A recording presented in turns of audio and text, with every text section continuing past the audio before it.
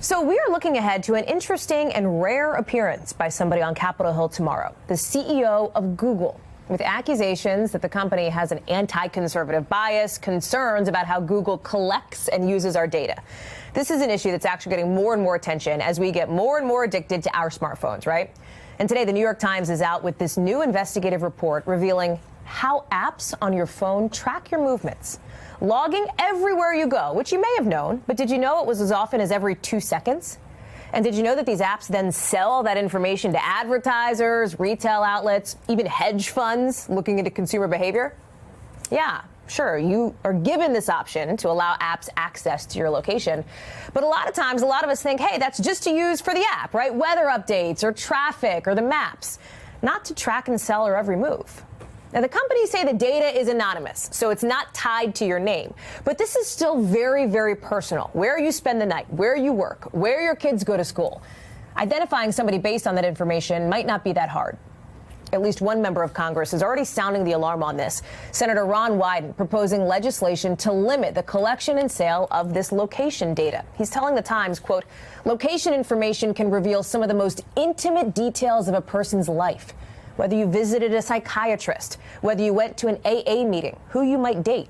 It's not right, he says, to have consumers kept in the dark about how their data is sold and shared and then leave them unable to do anything about it. Joining me now, one of the reporters who broke that story for the New York Times, Jennifer Valentino DeVries, along with Anna Palmer and Yamiche Alcindor. Jennifer, it is such a pleasure to have you on the show. Great piece. Thanks for coming on to talk about it. Thank you so much. You lay out a couple of real-life examples that I want to talk about, including a 46-year-old math teacher named Lisa. It shows she leaves her house, or leaves a house, I should say, in upstate New York at 7 a.m. every day, travels to a middle school 14 miles away.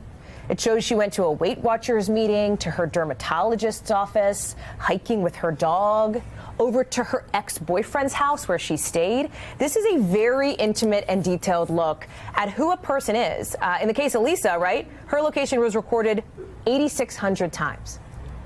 Right. I think that this is something that consumers are not necessarily aware of, and a lot of the companies say that this is anonymous data, but what we were able to show was that you could identify people in it. And I think as we're all carrying our smartphones around, it's something that people really should be thinking more about, and companies should be disclosing more than they are.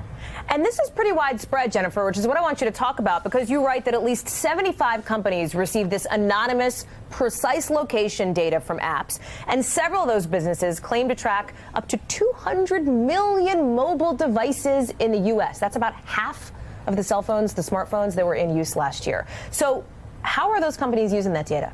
So they're using it for a variety of things. The most common use is for targeted advertising.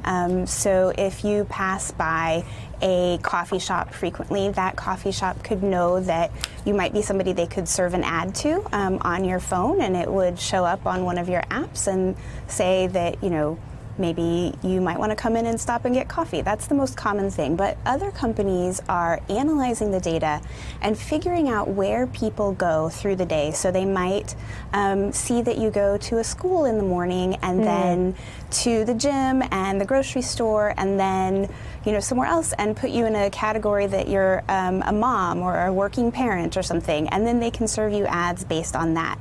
And there are even financial firms, investment firms, and hedge funds that are using this data to see if they can get ahead of the market and see if there are more people on factory floors, maybe making more products, or going into stores and shopping there. Thank you for checking out our YouTube channel. Why don't you subscribe? It's really easy. Just click on that button down there. And for more news from MSNBC, click on any of these videos here for the latest interviews and highlights. You can get more videos from MSNBC with our newsletters. Head over to msnbc.com/newsletters to sign up.